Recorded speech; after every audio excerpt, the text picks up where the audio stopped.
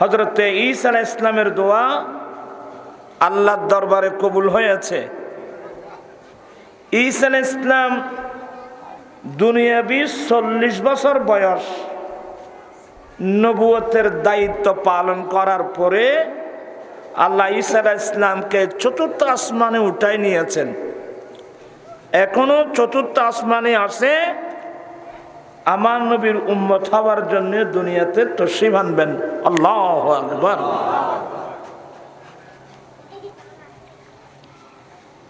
আপনি বিবেকবান মানুষ, একটু কি চিন্তা করবেন, উনি এত বড় একজন রসুল হওয়ার পরেও আমার নবীর উম্মত হওয়ার জন্য এখানে দরখাস্ত করলেন।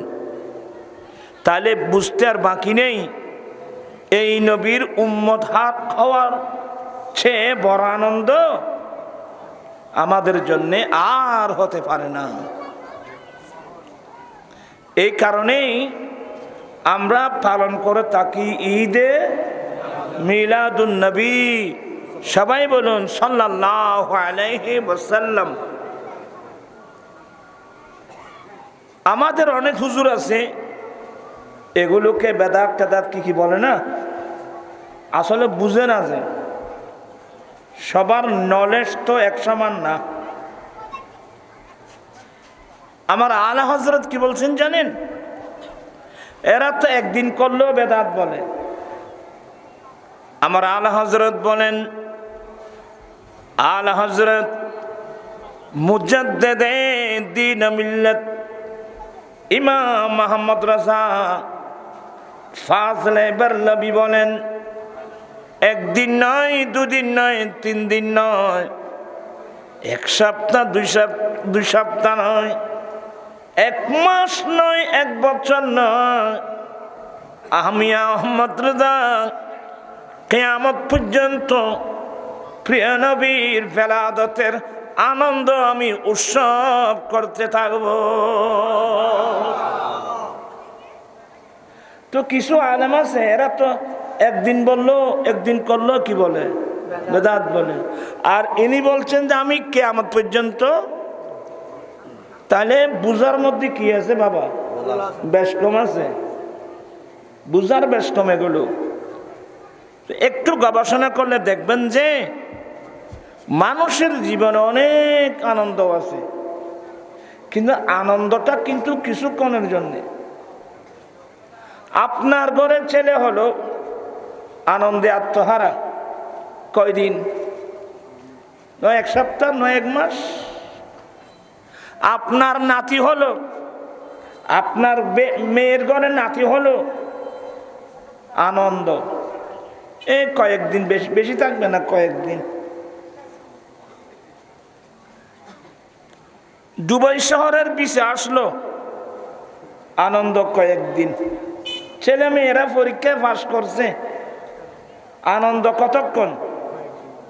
একেবারে দোকান টোকান, মিষ্টির দোকান কি পাড়ার ইকে মিষ্টির দোকান নাই হল, মিষ্টির দোকান কি দেয়? কয়দিন? মাত্র একদিন। একদিনের শেষে গিয়ে না ভাইব। মানুষের জীবনে আপনি মন্ত্রী হলেন, মিনিস্টার হলেন, আনন্দ যেমন আনন্দ তেমন কি। এভাবে সবকিছু নিয়ে যদি আপনি একটু গবেষণা করেন, মানুষের জীবনে দুটো সাইড, একটা হলো আনন্দ আর একটা দুঃখ। দুঃখ দুর্দশা আছে না, কিন্তু যতগুলো আনন্দ আছে সবগুলো কিন্তু কিছুক্ষণের জন্য, ক্ষণস্থায়ী আনন্দ। কিন্তু আমার ভাইয়েরা, আমার এই নবী পাওয়ার আনন্দ, কিভাবে এই নবীর উম্মত হতে পারলাম, এই নবী পাওয়ার আনন্দ একদিন নয়, 2 দিন নয়, সত্যিকার নবী পাওয়ার আনন্দ তো কিয়ামতের মাঠে।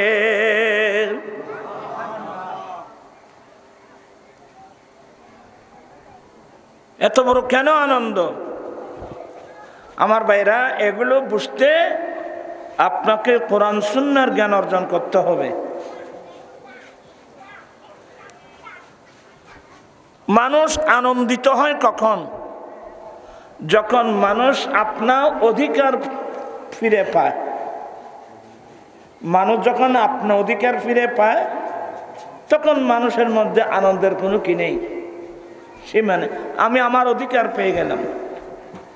মানুষ যখন আপনার অধিকার থেকে বঞ্চিত হবেন, তখন রাষ্ট্রের মধ্যে একটা অশান্তি সৃষ্টি হয়ে যাবে।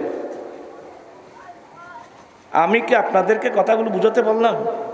মানুষ যদি আপনার অধিকার থেকে বঞ্চিত হয়, কেউ যদি আমার অধিকার কেড়ে নেয়, তাহলে ঘরের মধ্যে, ঘরে বাইরে দেশে অশান্তির আগুন দাও দাও করে জ্বলে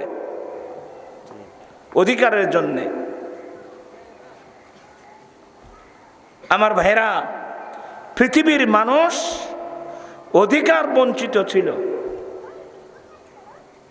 আমার দয়াল নবী এসে মানুষের অধিকার কি করেছেন? প্রতিষ্ঠা করেছেন। সুবহানাল্লাহ ওয়া বিহামদিহি। বলজুর বুঝতেছি না, সহজে বুঝলেন এমন কিছু কথা বলবো। এক সময় আরবস্থানে আমার নবী এসে দেখলেন যে সাদা কালোর পার্থক্য। যারা সাদা মানুষ, সুন্দর মানুষ, রং সুন্দর, এরা নেতৃত্ব দিত। কালো মানুষের কোনো দাম ছিল না। কালো যারা কালো রঙের মানুষ, এদেরকে জিম্মি হিসেবে ব্যবহার করত, গোলাম হিসেবে ব্যবহার করত। কালো মানুষ যারা, তারা অধিকার বঞ্চিত ছিল। মহিলারা অধিকার বঞ্চিত ছিল। আমি একটা একটা বলতে গেলে অনেক সময় লাগবে। আমার নবী এসে আজকে দেখেন না, আজকে সারা পৃথিবীতে নেতৃত্ব দিচ্ছে আমেরিকা।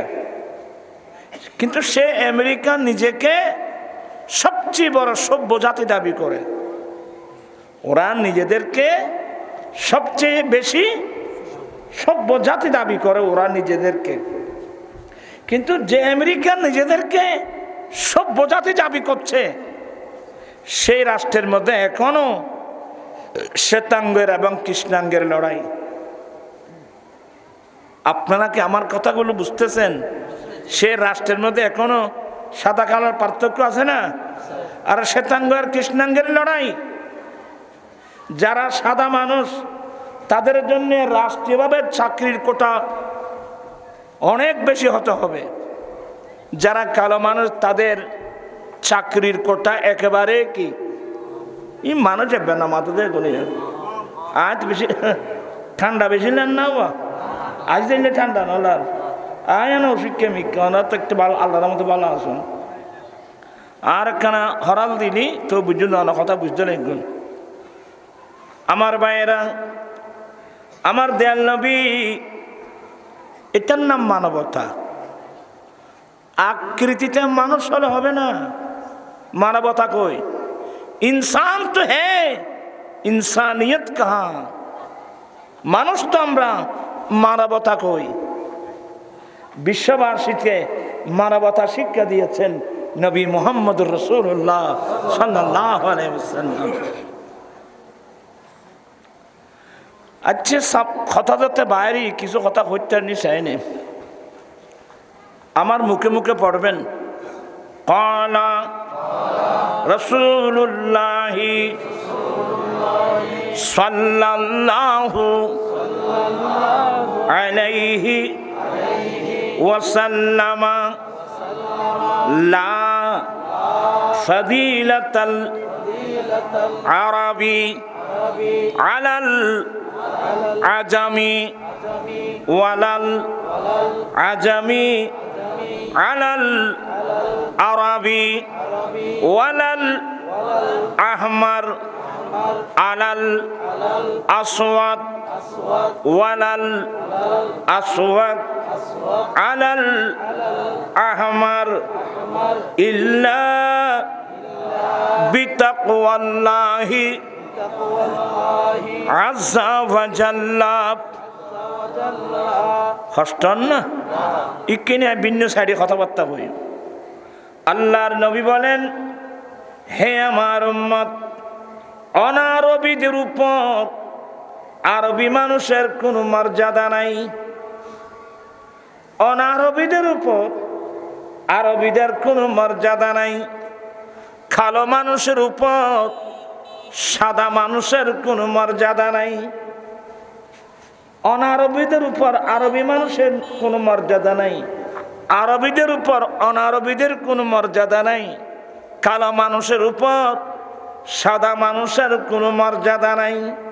সাদা মানুষের উপর কালো মানুষের কোনো মর্যাদা নাই। কি মানে? পৃথিবীর যতগুলো মুসলমান, সাদা হোক কালো হোক, আরবের হোক আরবের বাইরের হোক, সারা পৃথিবীর মুমিন মুসলমান এক সমান। শুধুমাত্র একে অপরের উপর প্রাধান্য নেওয়ার একটি মাত্র মাপকাঠি, ওই মাপকাঠির নাম তাকওয়া।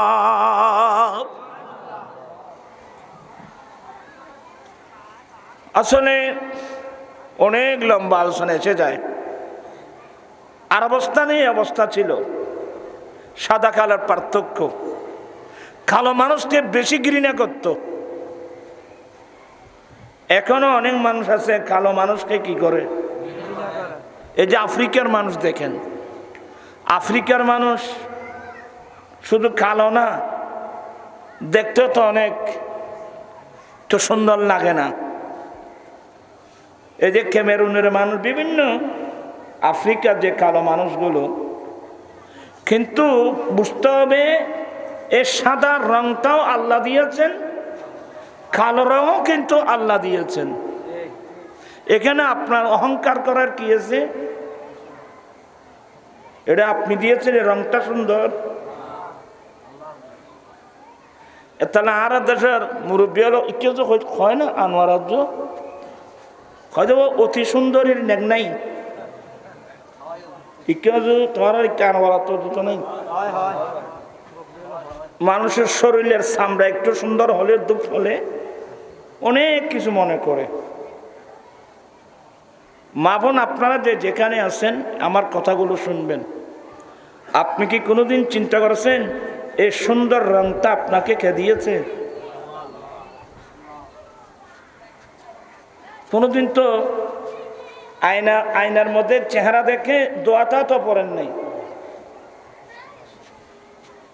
আল্লাহ তুমি আমাকে সুন্দর বানিয়েছো, আমার চরিত্রটাও কি বানিয়ে দাও, সুন্দর করে দাও।